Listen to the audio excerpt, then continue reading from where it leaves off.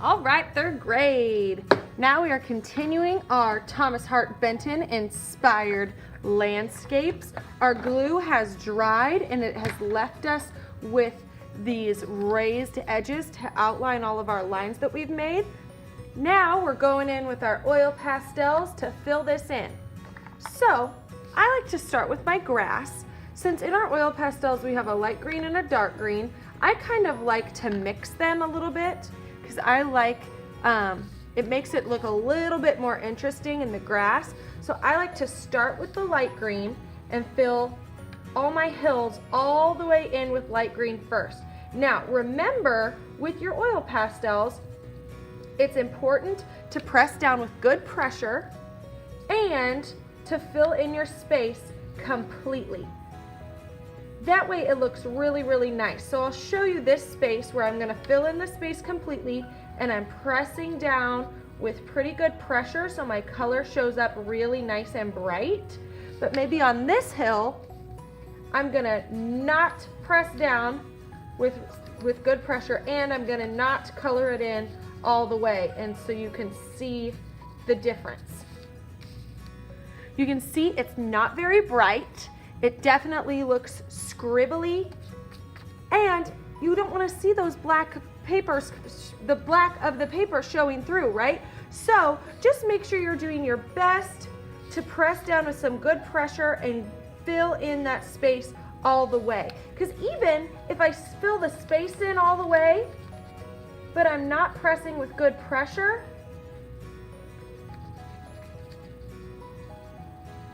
you need to make sure you're doing both, because look, I filled in the space all the way, but I didn't press down with good pressure. Do you see how the color is so much brighter here than here? Just make sure you're pressing down with some good pressure, and I don't mean pressing down so hard you're gonna break the oil pastels, but just press down hard enough that you see that that color is really showing up nice and bright. It should look really kind of, when you're done, it should look kind of like this smooth, nice color. So I'm gonna keep doing this for all my hills.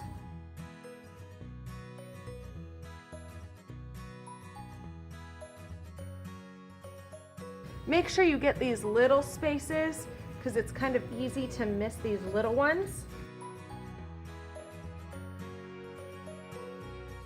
I'm trying really hard not to color on top of my lines, my glue lines. Just trying to color right up next to them.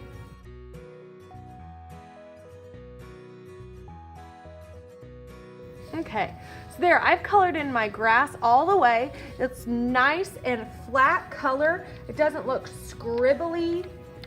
Everything looks really nice and bright. Then I'm gonna take my dark green and I'm going to go over some of that space with this dark green. And what I kind of like to do is the light green, I made sure that I filled in the space all the way and did a really, really, really great job. The dark green, I don't do quite as much. I kind of fill in the spaces a little more loosely, and that way when I go to blend with my paper towel, I can blend those colors together, and it's still mostly this light green with just kind of some hints of this dark green, and it ends up looking really, really nice. Now if you want to switch it and you want to do the dark green first because you want more of a darker grass, that's kind of up to you. You can kind of decide how you would like to do this. So there's my grass for right now. I'm gonna wait till the end to blend. Maybe now I'll do my tree, and since I did my grass really light with that light green, maybe I'll make my tree much darker. So maybe I'll fill it in with the dark green first. And then maybe I'll go in with just, I think maybe even a touch of yellow. I think that kind of looks cool. I'll move on to my tree trunk. Color that brown. Then I have my house over here. It's either a barn or a house, it's kind of up to you. I think I'm gonna color mine red, but you can of course color yours any color you want. Making sure again to fill up that space all the way and press down with good pressure so I have a nice bright red house over here. I think I'm gonna make my door and my roof brown. Then we have our sky. I'm gonna start, I want my sky to be kind of the middle of the day, so I'm gonna start with this dark blue. Obviously, if you want your sun to be more like a sunset, you're gonna do more of the yellow, orange, reds, kind of pinks and purples even for your sunset. If you want it to be a darker night, you maybe will do maybe this dark blue and some purple for it to be almost nighttime. I'm gonna do, because I want it to kind of be maybe late in the day since the sun looks like it's starting to go down but not quite sunset yet.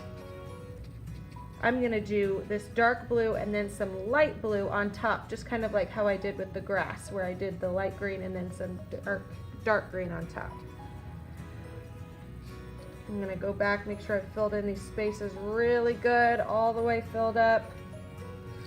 Okay, then I'll grab my light blue, go over top of that. Again, like I did on the grass, I filled the space all the way up with my dark blue, and now I'm just kind of adding a little bit of light blue on top. So then when I go to blend, they will blend together nicely and make this kind of medium tone blue.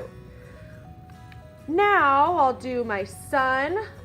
I think I want my sun to be mostly yellow with a little bit of orange maybe towards the bottom. And again, this will look a little bit, it'll make a little bit more sense when we start to blend everything out. And I think I want my clouds to be white.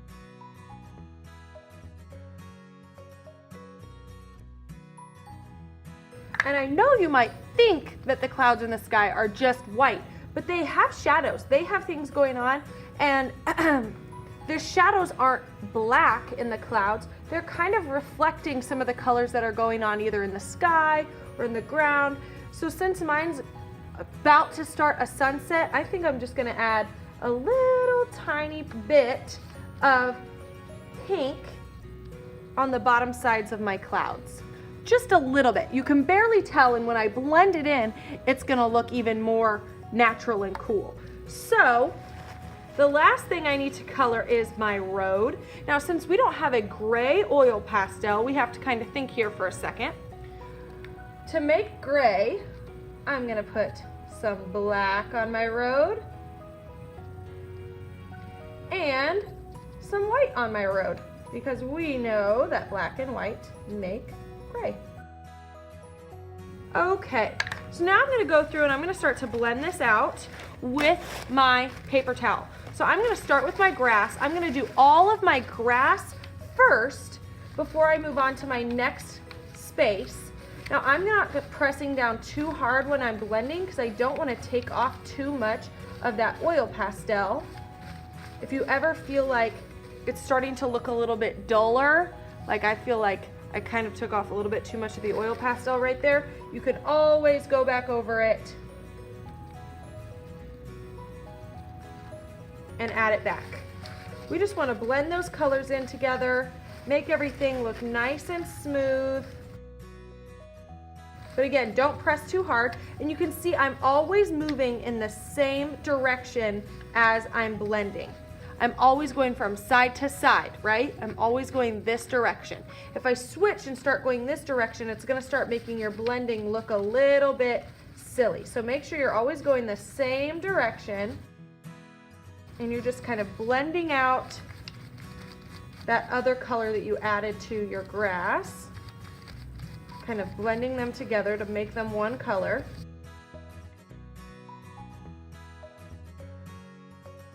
Okay, then maybe I'll blend out my tree. I'm always getting, before I blend out a new color, I always get a clean part of my paper towel because I don't want to blend my green into my sky, right? So I'm always making sure to find a clean new spot of my paper towel. Ooh, I really like the color of the sky. Blending out my sun.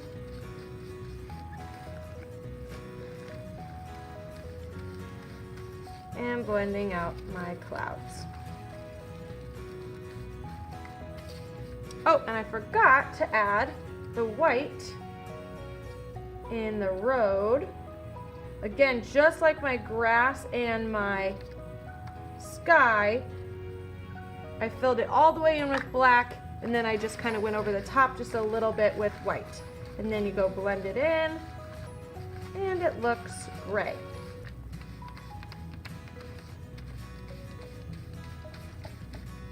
Then, since I have those little glue lines for the lines that were on my road, I'm just gonna kind of take my yellow and kind of go around those glue lines that were supposed to be the lines on my road.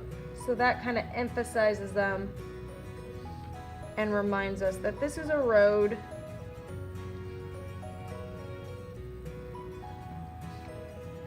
Okay, now is the most important part of the project. Now is when you're going to go back and add your highlights to the tops of everything to make it look that much more realistic. Because right now it looks nice, but I'm telling you, once you add those highlights, it just takes it over the top and makes it really, really cool. So I think I'm gonna put all my highlights kind of like on the top left side of everything. So that's what you kind of have to decide, because you don't want to put your highlights on the left side of your tree but the right side of your house, because that's not really how it works. My sun is kind of up here at the top left, so I'm going to make sure that all my highlights are at the top left of everything. So on my house, I'm going to put this highlight on the top left of my roof, then kind of like on the side left side of my house and my door, kind of towards the top of my sun, towards the tops of my tree, and then of course the tops of all of my hills. Please don't forget your highlights. It's the most important part. And you can see I'm kind of making a pretty thick line. I'm not just drawing a skinny line like this. That's not enough of a highlight. You kind of need to, again, press with some good pressure, kind of go back and forth over those lines so it's a nice thick line. My tree trunk. Okay, that's looking pretty good. The last thing you need to do is you are going to blend those highlights out. So I'm going to start with my sun, find a new spot of my paper towel, blend out the highlights on my hills.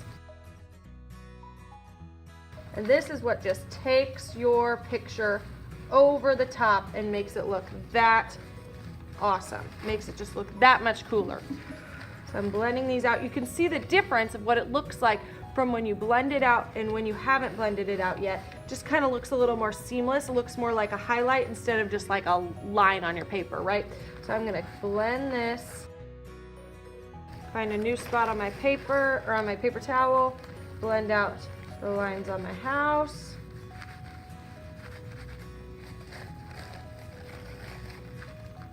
On my door, on my roof. Everything's really coming to life now. Blend out the tops of my trees. Oops, I feel like I blended a little bit too much on that one. Let's put it a little bit back. There we go. Last but not least, I have my tree trunk. All right, there we go, my friends. There is your finished Thomas Hart Benton inspired landscape.